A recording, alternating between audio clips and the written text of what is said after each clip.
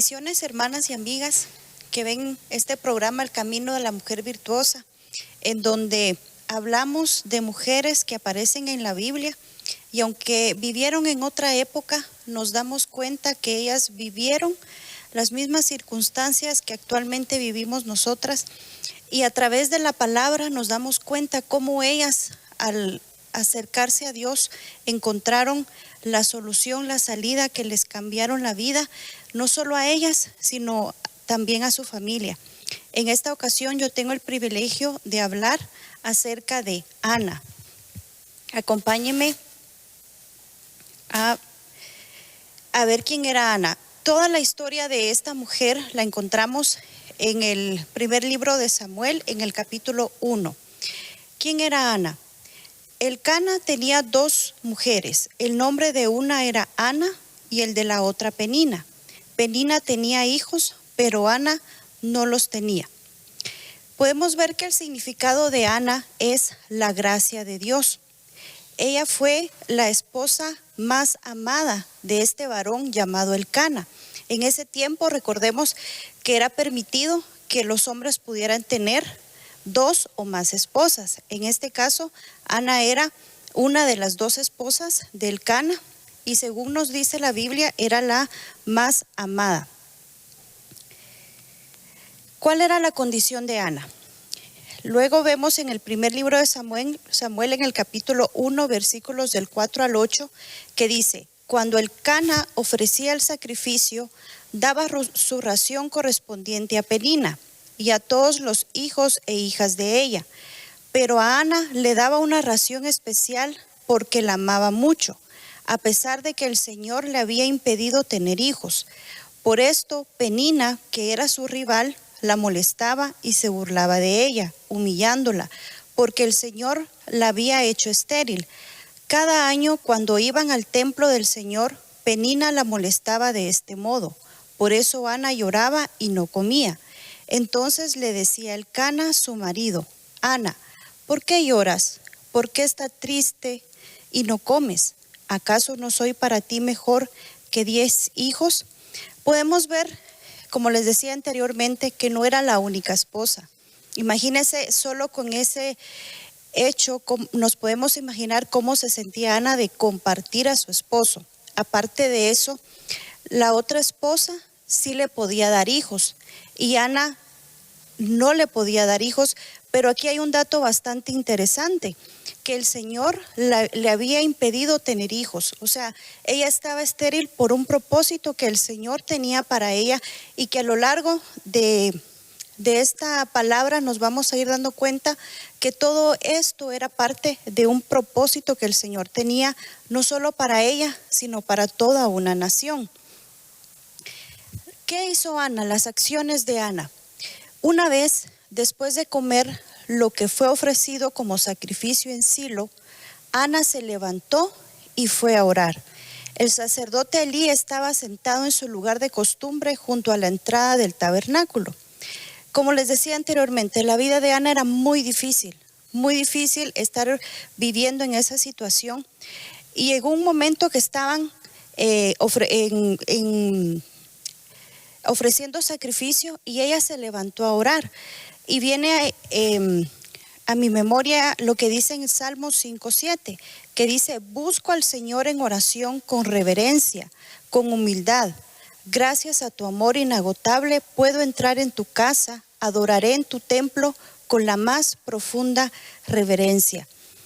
Ana estaba triste, estaba desesperada, decepcionada por la situación en la que se encontraba de no poder darle a su esposo un hijo. Y ella tomó la decisión y dice, se levantó y fue a orar. Ella estaba amargada. Podemos ver siempre en Primera de Samuel, capítulo 1, versículo 10, que dice: ella con amargura de alma oró a Jehová y lloró abundantemente.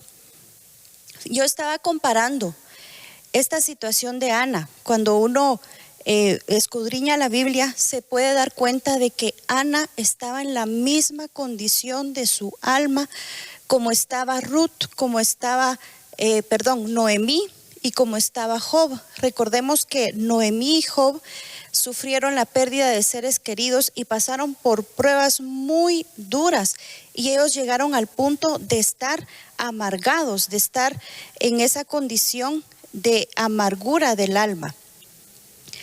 Podemos ver más adelante, por ejemplo, aquí lo que yo les decía, ¿verdad? En el libro de Ruth se habla acerca de Noemí y lo que Noemí decía acerca de cómo ella se sentía. Y dice, y ella les dijo, no me llaméis Noemí, llamadme Mara, porque el trato del Todopoderoso me ha llenado de amargura. Y en el libro de Job, en el capítulo 10:1, decía Job, hastiado estoy de mi vida, daré rienda suelta a mi queja, hablaré en la amargura de mi alma. Tanto Noemí como Job habían perdido a sus seres queridos. En el caso de Ana, ella no había perdido a un ser querido. Ella estaba amargada porque anhelaba con todo su corazón poder tener un hijo y no se lo podía dar a su esposo. Pero ella no entendía que Dios tenía un plan, que Dios tenía un propósito, porque así lo dice su palabra, que Dios la hizo a ella estéril con un propósito. Y vemos en el libro de Salmos, en el capítulo 50, versículo 15, que dice, invoca mi nombre en el día de la angustia, yo te libraré y tú me honrarás. Para ella ese era un momento de mucha angustia. ¿Y qué fue lo que ella hizo? Se levantó y fue a orar. Yo no sé cuántos años después habían pasado para que ella, no sé si antes ella había orado o en la forma en la que ella oraba no había sido la manera correcta. Pero ella tomó la decisión de invocar al Señor, de levantarse y de poder decirle, Señor, mira cómo está mi corazón, mira cómo me siento ante esta situación. ¿Cuáles son los peligros de la amargura? En Hebreos 12:15 dice, procuren que a nadie le falta la gracia de Dios, a fin de que ninguno sea como una planta de raíz amarga que hace daño y envenene a la gente. Recordemos que el significado de Ana es la gracia de Dios, y cuando una persona está llena de amargura, eso hace que la gracia de Dios no venga a nuestra vida. Entonces Ana estaba con su actitud de amargura, estaba como poniéndole una barrera para que la gracia de Dios llegara a su vida. Lo que dice también Efesios en el capítulo 4, versículos 30 al 31 dice, no hagan que se entristezca el Espíritu Santo de Dios, con el que ustedes han sido sellados para distinguirlos como propiedad de Dios el día en que Él les dé la liberación definitiva. Y dice su palabra, alejen de ustedes la amargura, las pasiones, los enojos, los gritos, los insultos y toda clase de maldad. Entonces, cuando una persona tiene amargura, contristamos, entristecemos al Espíritu Santo. ¿Y qué hace el Espíritu Santo cuando se entristece? Se aleja de nuestra vida. Por eso es muy delicado que nosotros, en medio de las tribulaciones, en medio de las pruebas, nosotros le demos paso a la amargura. Claro que podemos tener tristeza, claro que tenemos sentimientos, podemos estar sufriendo, pero debemos ser prudentes y saber que en ese momento nosotros podemos acercarnos confiadamente al trono de la gracia y no permitir que nuestra tristeza o nuestra decepción en algún momento nos lleve a tener amargura. Dice, ella hizo una promesa e hizo voto diciendo, Jehová de los ejércitos, si te dignas mirar a la aflicción de tu sierva y te acordares de mí y no te olvidares de tu sierva, sino que dieres a tu sierva un hijo varón, yo lo dedicaré a Jehová todos los días de su vida y no pasará navaja sobre su cabeza. Yo no sé si ella antes le había pedido a Dios por su hijo o cómo se lo había pedido, pero en esta ocasión ella lo hace de una manera muy especial. Lo hace con la promesa de que si Dios le concede tener ese hijo, se lo va a dar a él, se lo va a ofrecer a él para que él le pudiera servir. Y me llama mucho la atención que aquí menciona tres veces tu sierva. Ella se pone en primer lugar como servidora. Y luego le dice, si tú me concedes tener un hijo, yo te lo voy a dedicar y él te va a servir toda su vida. Luego vemos siempre en el libro de Samuel en el capítulo 1, dice que mientras Ana oraba al Señor, Elí era el sacerdote que estaba en el templo, la observaba y la veía mover los labios. Pero como no oía ningún sonido, pensó que estaba ebria. «Tienes que venir borracha», le reclamó. «Abandona el vino». «Oh no, Señor», respondió ella, «no he bebido vino ni nada más fuerte, pero como estoy muy desanimada, derramaba ante el Señor lo que hay en mi corazón.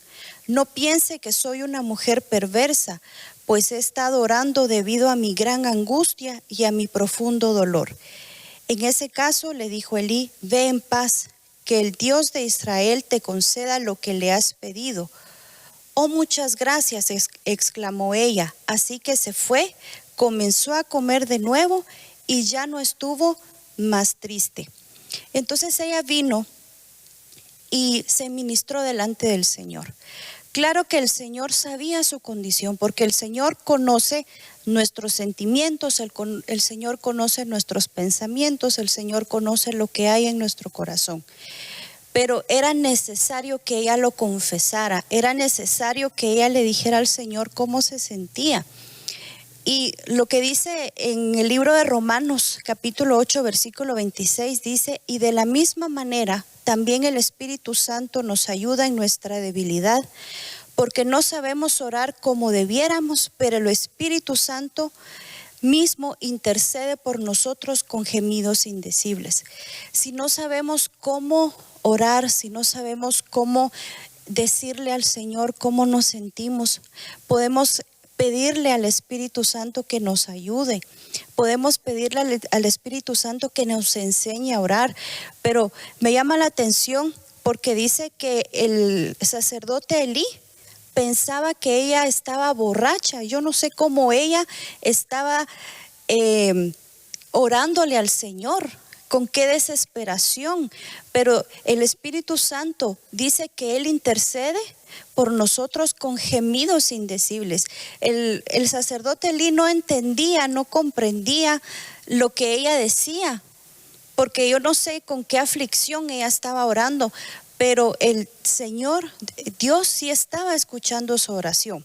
Y dice en el Salmo 142, versículos 2 y 3, dice, «Delante de Él expongo mi queja, en su presencia manifiesto mi angustia». Entonces, qué bonito es saber que delante del Señor podemos llegar, que delante del Señor podemos decirle, dice, presentar nuestra queja, pero no decirle, no con reclamos, sino decirle, Señor, estoy triste por esto, porque imagínese cómo se sentía ella de ver que la otra esposa, quizá año tras año, le daba un hijo a su esposo y ella anhelaba con todo su corazón no poder tener un hijo. Todos sabemos que los hijos son una bendición de Dios. Ella se preguntaba, pero si mi nombre es Ana, mi nombre significa la gracia de Dios, ¿y por qué yo no tengo esa bendición de poder tener hijos? Pero se trata de hacerlo con humildad, porque nosotros no somos quienes para reclamarle, para exigirle o para pedirle al Señor que nos explique por qué. Simplemente Él tenía un plan, Él tenía un propósito por el cual la había hecho estéril, porque así lo dice su palabra, pero ella en ese momento no lo entendía, ella en ese momento no lo comprendía, pero ella fue movida por el Espíritu Santo para orar y para exponer con toda humildad y reverencia, y el Señor la escuchó. Luego dice, podemos ver que Dios concedió su petición y dice, y a su debido tiempo dio a luz un hijo, a quien le puso por nombre Samuel, porque dijo: se lo pedí al Señor. Al año siguiente, Elcana y su familia hicieron su viaje anual para ofrecer sacrificio al Señor y para cumplir su voto. Es importante recalcar que dice a su debido tiempo, porque yo me pongo a pensar que nosotros como mujeres que tenemos la bendición de poder tener a nuestros bebés por 9 meses mientras se están formando, que nosotros les transmitimos por medio de la genética rasgos físicos, muchas cosas físicas, ¿verdad? Que a veces nuestros hijos se parecen a nosotros. Me pongo a pensar que de la misma manera se transmite el carácter, se transmiten las emociones. ¿Qué hubiera pasado si Dios le hubiera permitido quedar embarazada de Samuel estando en la condición de amargura?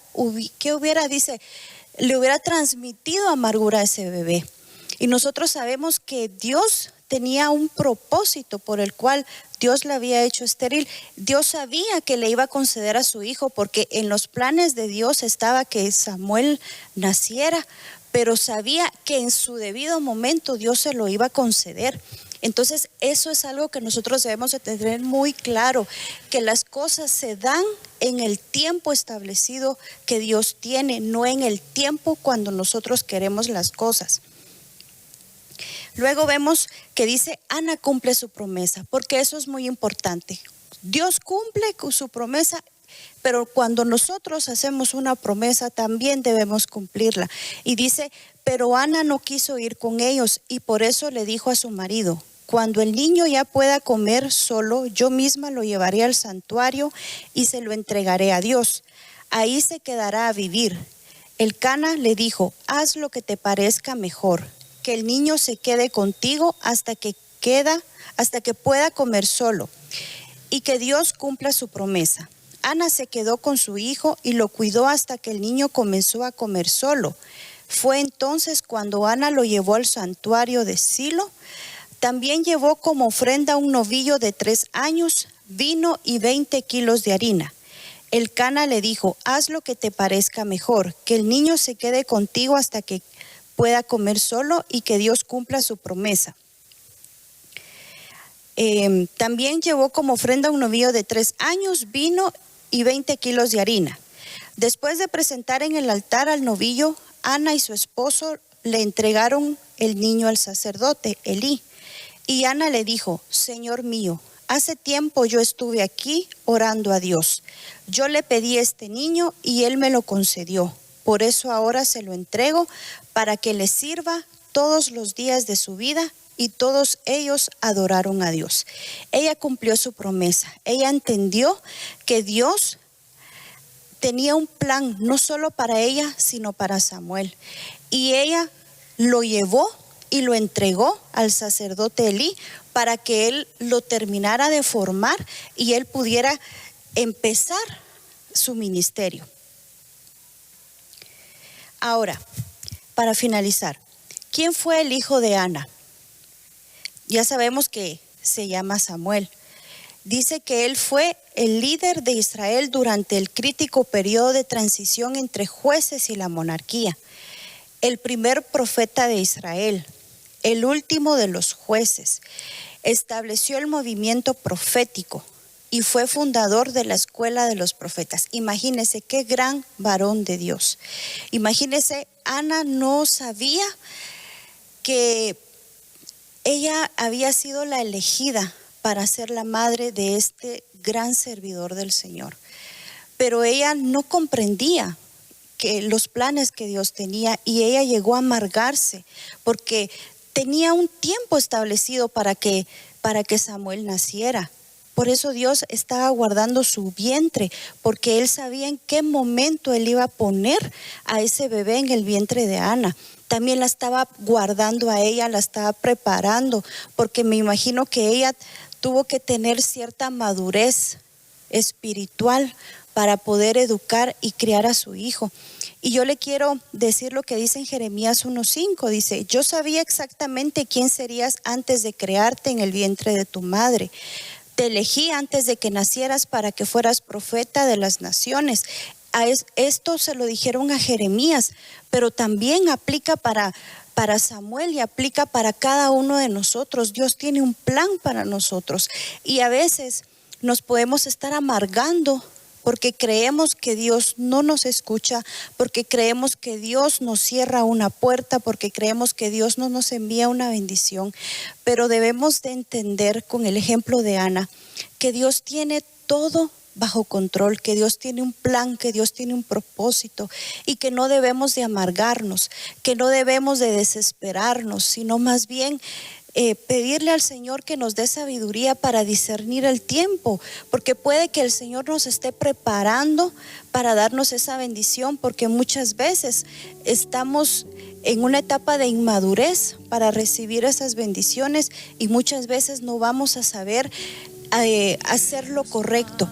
Entonces, en este caso, pues vemos que se trataba de que Ana estaba estéril y yo no sé si hay alguna mujer que esté viendo este programa y que tenga esa necesidad, tenga esa tristeza en su corazón de que Dios no le conceda tener un hijo. Y déjeme decirle que si usted le pide a Dios con todo su corazón, con fe, que si usted pone su corazón, su confianza en Él, que si usted se ministra delante del Señor y le dice, no reclamándole, no pidiéndole respuestas inmediatas, sino diciéndole, Señor, yo me siento triste, yo anhelo con todo mi corazón tener un hijo y yo sé que tú me lo puedes conceder. Tal vez este no es el momento, tal vez no es el tiempo, pero yo te pido que me tomes en cuenta, yo te pido que por favor no te olvides de mí. Pero también pueden haber situaciones, tal vez no se trata de un hijo, tal vez se trata de otras circunstancias en las que pasamos años y años y no salimos de una situación. Cualquiera que sea la situación que usted que está viendo este programa esté pasando, puede acercarse confiadamente como lo hizo Ana, derramar su corazón. El Señor sabe cómo se siente usted, el Señor conoce sus pensamientos, pero es necesario. La palabra dice, el que encubre su pecado no prosperará, pero el que lo confiesa y se aparta alcanza misericordia. Es necesario que confesemos, porque la amargura, si hay amargura en nuestro corazón, eso es un pecado y es necesario que nosotros confesemos. Y yo quiero invitarle a que en este momento nos pongamos en oración y que no solo se quede esta palabra sembrada en su corazón, sino también usted pueda tener la disposición de poder acercarse al Señor y poder confesarle cómo usted se siente. Acompáñeme a orar. Padre, te damos gracias por esta palabra, Señor. Te damos gracias, Padre, porque a través de ella, Señor, tú nos enseñas, a través de ella, Señor, tú nos consuelas, a través de ella, Señor, tú nos ministras, Padre. Te pido que esta palabra, Señor, pueda ser sembrada, Señor, en buena tierra, Padre. Que esta palabra, Señor, pueda cumplir el propósito, Señor, por el cual, Señor, tú la estás enviando. Hoy, Padre, quiero presentar la vida, Señor, de mujeres que estén escuchando esta palabra, Señor. Mujeres que quizás, Señor, han estado año tras año, Señor, con tristeza, con angustia en su corazón, Padre, anhelando, Señor, tener un hijo. Yo te pido, Padre, en el nombre de Jesús, que tú, Señor, puedas concederle, Señor, esa petición. Señor, que tú puedas ayudarle, Señor, a que toda tristeza, que toda amargura, Señor, que haya en su corazón, Señor, pueda ser quitada, Padre. En el nombre poderoso de Jesús, Señor, bendice, Señor, a cada persona, Señor, que esté al alcance de mi voz, Señor, y que tú, Señor, puedas bendecirla, Señor, en el nombre poderoso de tu Hijo amado Jesús, Señor. Trae, Señor, paz a los corazones, Señor. Si hay amargura, Señor, permite, Señor, que ellas puedan ver y que ellas tengan la disposición, Señor, de poder confesarlo, de poder apartarse, Señor. Te lo pido, Padre, en el nombre poderoso de tu Hijo amado Jesús, Señor. Amén y amén. Yo le invito a que usted se acerque al Señor y que pueda hacer esta oración, no solo una vez, sino todas las veces que usted sienta en su corazón, poder confesar lo que hay en él, poder quitar toda amargura. Yo la invito a que pueda siempre acercarse confiadamente al trono de la gracia. Que el Señor les bendiga. Mas de tu espíritu